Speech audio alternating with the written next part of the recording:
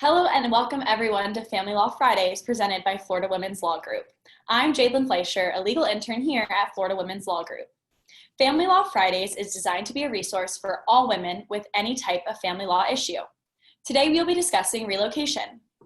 Before we get started, I would like to give you some information about our host, Heather Quick.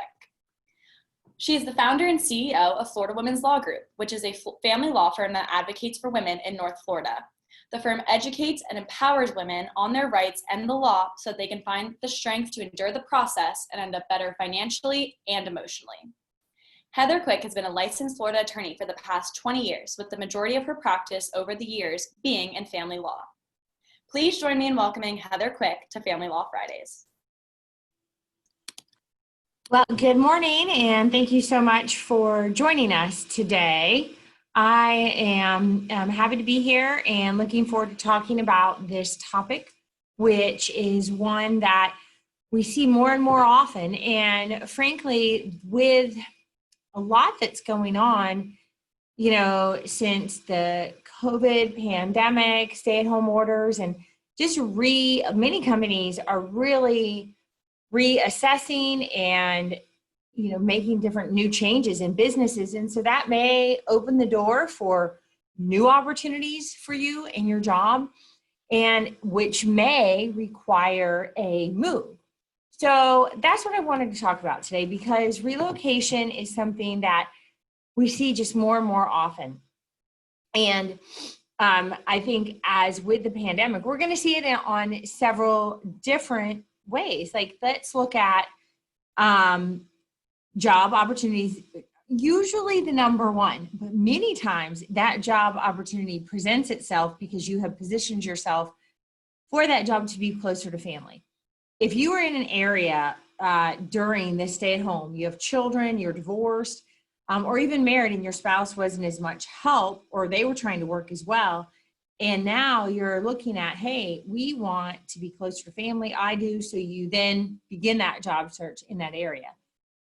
Those are, I think, things that we all think about. Or maybe you're in a densely populated area and you want to relocate to somewhere where maybe you don't have to live in a high-rise condo, take public transportation where you have more space that will allow you some more freedom and choices with this new world that we're living in currently. So we'll talk about all of those things. But what I want to give to you today really it's my top 5 things to think about when you want to relocate. And when we talk about relocation in the state of Florida, and likewise in most other states, if you've watched any of my videos or programs, you will hear me say that I talk about Florida law, and that every state has different laws for what we would call domestic relations, family law, and divorce issues. Many of them are very similar, but the burdens can be different, and there are certain different parameters, procedures, and things that you have to consider with all of them. So this is obviously in respect to Florida, but if it's something that applies to you and you live in a different state, then you want to seek out counsel in that state as well. But when we look at relocation, what we're talking about is the law in Florida is you cannot relocate either you or your child more than 50 miles away from their other parent. Now, when we are discussing this can happen in the original divorce or post-divorce. This was not the law 10 years ago. Now time goes so quickly. Sometimes, I can't remember if it's been 10 or how long ago that became in effect, but essentially whoever had the majority of the time, and generally that was the mother, but it certainly could be the father. And if they said, oh, I'm leaving, there was no specific rule that prevented them from doing that. So now there is. It's in the statute. If you have been divorced since that statute has been enacted, have minor children, it's going to be in your agreement on your parenting plan that specifically requires that 50 miles. So can you move 49 miles and be in compliance? Yes, you can. And it's really and forgive me if I don't explain it the best way, but it's as the crow flies. So it's not necessarily a Google Maps, So it's, more from one point to the other, the total distance, whether you travel highways, smaller roads, walk, run, or fly. That's how it's measured. So if you're really that close on the bubble, that's why that would be important. But really what we want to focus on is when to do it. And that is as soon as possible, as it's an issue. So when we talk about the top 5 things that you need to do or consider, timing is everything. Do you know that you want to move and you're about to get divorced? You're in the middle of the divorce. At least speak to your divorce attorney about it. I always ask those questions, particularly when you have, obviously children at all, but the smaller they are, sometimes you just really, you need a lot more help. I think, frankly, all the time, the more family help that you have, the better. So you are in the middle of a divorce and you're like, we ended up here in Jacksonville for somebody, for my husband's job or my job, but now I can work from anywhere and I want to go back to, where we came from, where our family is. Okay, the timing is going to be very important. So let your attorney know if you're in the middle of the divorce. If it's a post-divorce, you definitely talk with an attorney. I'm going to give you the other things to consider for sure that you need, but timing. Because they're, when we're in the middle of a divorce and we're negotiating so many things, you want it on the table, most likely at that point. Or if you think it's something that's going to happen 2 years from now, you're setting yourself up for another litigation issue, but maybe that will work out better. Because sometimes I've heard certainly from individuals, well, it's 2 years from now. I've got to finish. Maybe you're in school, maybe your child's at a particular level in school and you really want them to finish, but 2 years from now, you're going to be ready. We can't do the timing. We can't say now an agreement we're signing that in 2 years you're going to move. There's a lot of case law that's come out saying that when judges make this finding, they don't know what's going to be in the child's best interest 2 years from now. So that even if you make it in an agreement, that may not be upheld. So, you want to consider those things. But if or you're pretty sure things change, that this is going to be something you're going to want to do 2 years from now, I suggest you share it with your divorce attorney. I would certainly give you strategy. I would think about that in the settlement, because think about what kind of leverage are you going to have in 2 years? Because if you want something and your ex doesn't want you to have it, obviously you have to come up with some type of compromise. And if you have nothing with which to propose to them, then you're going to be going to court. And it's going to be essentially another trial compared to your original divorce. So timing, think about that and look at where you are now. Like right now is an absolutely fabulous time if you needed to move, because it's the summer. We're talking about children because that's what relocation has to do with. School hasn't started yet.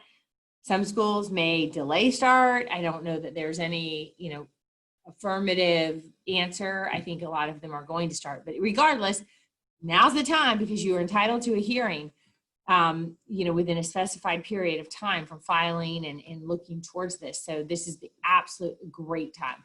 I suggest in the summer or right before the summer is a great time to file. And then also towards the middle of the year. So when we're looking at the winter break, as we approach, there's timing of when to file. So very, very important. Keep that in mind. Number 2, that you really have to have, and we, help our clients all the time because it's very fact specific, but you need more than this is what you want. We know it's what you want to move, but the law is looking at what's best for your child. So that I want you to think about that, looking at the schools they would be in. Would you have a better work schedule? That'd be better for your children because you'd have more accessibility. Would they be around family that otherwise they wouldn't see as much, and cousins and relationships, things of that nature? What is going to be better for them? Because if they are going to be further away from their dad, the court is going to want to know, how do I balance that? What's going to, how is this going to be so much better? So certainly your job, your financial situation is important, and that improves the life of your child.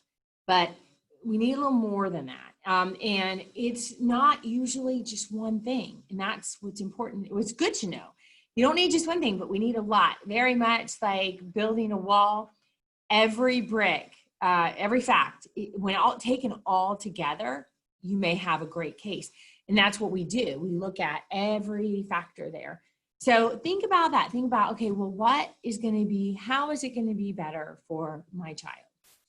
And so that's just knowing that is what the courts are looking at, because most of the law and decisions that I have seen and read reflect that it's usually, we know, the judges know it's going to be better for the parent because that's why they're asking, but it will not always be better for the child. So you really, that's a case, that's things you need to be thinking about. Now, 3, this is really, think about what you're willing to give to make this happen, because that is also how we get this done and how we, essentially persuade the court that this is in the best interest of the child and will still facilitate a relationship with their father, the parent. So what I would suggest is, let's look at, I'm going to do an easy one from standpoint just because of travel. So I'm going to say Jacksonville to Atlanta. All right. Obviously we don't have a ton of flights coming in and out of Jacksonville, but you want to move to Atlanta. It's clearly further away. So when I say, what are you willing to give? I am talking about time, transportation, flexibility. Those are the kind of things that the court's going to want to see. What do you propose? So let's say right now, your children see their father every other weekend. That's extra, like, maybe an extra Thursday here and there or Monday. So it's not a full 50-50. We'll talk about that. It's going to be a really high burden to move that. So, but it's these long weekends. So really what I want you to get from this, as far as what you're willing to give, one, that's a great place, Atlanta, because of the flights, because there's usually, not right now in this time, but there are direct flights, many a day. And when you plan enough ahead, they're very reasonable, and between the multiple different airlines. So you can, let's say, we're going to talk 2 scenarios just to give you an idea. So this way you're thinking of, okay, that's what she means by what am I willing to give. You can pay, you generally should offer to pay the transportation, because that, again, how we're persuading the court, then you're going to pay for the transportation. And 2, you'll have the direct flights. If the children, let's say, are, I can't remember what the airlines do now. It's changed so much with minors flying, but usually I'm pretty sure it has to be a direct flight because they don't have the staff and personnel to help them change planes. So that's why I used Atlanta as an example. So let's say you're going to fly with them. Okay. You'll fly with them down, or you'll, and maybe you still have friends or family. You could stay with somebody or, fly back. So that's like a concession. That's what you're willing to give to get where you want to be on this move. There are, a lot of 3-day weekends throughout the school year, whether it's planning days or, maybe some extra hurricane days, weather days, and just regular holidays.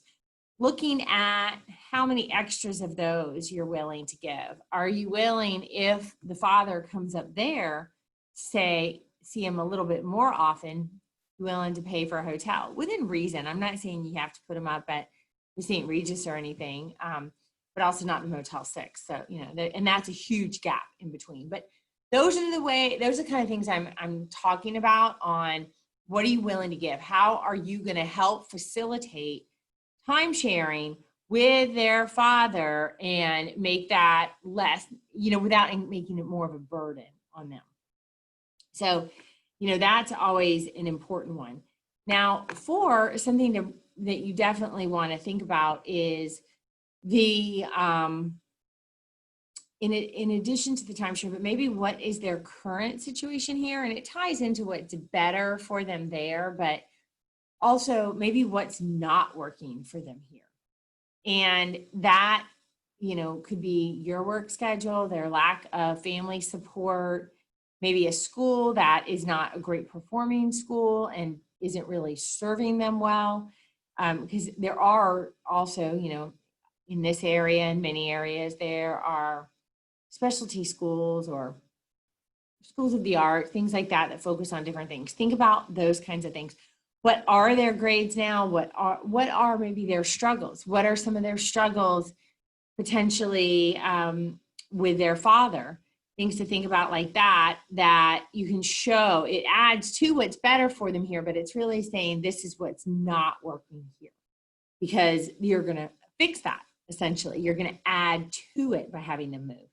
And that's, of course, very important. And the fifth thing, and this is just to keep in mind, this is especially important if that one scenario where I talked about where you said, I know I want to move in 2 years. I just don't want to move right now, but I know 2 years from now, certain things are going to finish, things are going to happen, I'm going to want to move. Well, if you are in the divorce situation and you have an opportunity to mediate, don't agree to 50-50. You're going to have a very, very hard time, because you can't even begin to provide that amount of time in the future if you move. It's just really impossible. And it depends how it's done. But, when they're in school and you're not living in the same area, that's really impossible to do. So that's important. Think about that. Like, if you're in that situation, what kind of time sharing arrangement am I agreeing to? And how is this going to affect what I want to do in the future? So 50-50 is not really going to get you where you want to go in the future. And maybe think about what is what's their father's involvement in their life outside of you, or even when they are with you, because that's really a big factor as well. If he doesn't ever come to their sports or their school performances, doesn't really engage in those kinds of things, it's not like he's missing out on anything. He doesn't go to doctor's appointments, doesn't go to teachers' conferences, all of those things that really are required to be done. So he's not doing them while you're here.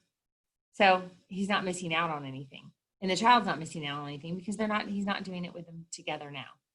So those are some of the top 5 that are really going to impact, and they all have so much within them that, if we draw out enough, like I said, it's brick by brick, fact by fact, because there's several factors. And then we, have to create your complete strategy so that you can prevail. Because when this is contested, it's very similar to an original trial. You want to be more than prepared. You really need your strategy. You need all of these things together. It's not enough to have a letter from an employer that you have a great new offer. You need more than that, a lot more than that. And when we talked about what's going to be better for them, also, where are you going to live? And I mean, where are you going to live? What's that address? Take a picture, do the research. We're going to make you do that. Any attorney would, and know what schools they would go to, and, how they would, communicate with the dad, with the schools, and what would be that procedure. Where would they go after school? Where would they be involved in sports? Just, you have to be very thorough, because the court takes the relocation quite seriously. And it's more than just I got a new job, I'm moving. If you do that, and your ex does not agree, you're going to find yourself being brought back to court. You're going to find those children being ordered to be with their father immediately, more likely than not, until the court makes a decision. So please do not take that type of action on your own. Read your divorce, understand that the law, and because I've seen that happen, and that's complete heartbreak, that your children are taken away from you and you made this decision. And even if your ex or your current spouse is, sure, go ahead, it has to be in writing. So make sure that you protect yourself and your children, because nobody wants their children to go through that. Obviously we are ideally handling all the legal issues everything involved to help you relocate without the involvement of your children in the litigation. If something like that were to happen where you just leave and then they get back, they're drawn in and they're being ordered back by the court, and just very difficult situation that nobody wants to be in, and just really elevates the level of animosity, becomes so much more adversarial, and with all that, more expense, and more emotional capital as well as financial. So I encourage you, if this is a situation that you are in or someone you know, please share this information. Go meet with an attorney. It may seem like what I've talked about is a lot, but if you do it the wrong way, it's much worse. And it is a situation that I, really don't want to see anybody have to go through when they've done it the wrong way, because now you've got to dig yourself out of a hole and then climb up the mountain. And so, as you can expect, twice as long, twice as expensive, twice as hard. Do it right the first time. You have a much better chance of success and just overall better relations with your ex, your current spouse that you're divorcing, and that trickles down to your children, which of course is the most important and what the courts care about. So thank you so much for joining us today. JD will give you the follow-up information, and I certainly hope this was helpful.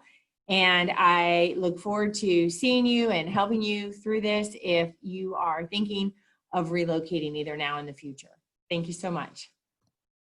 Thank you, Heather, and to everyone who's able to listen in today for Family Law Fridays. As always, we hope you found this topic and information helpful today. If there's another topic that you would like addressed or a question you would like answered, please call, email, or send us a Facebook message, and it could be addressed in an upcoming video. If you think of any additional questions over the next few days, please call our office, send us a message again. We're available by phone at 904-241-0012. Thank you, and see you next time.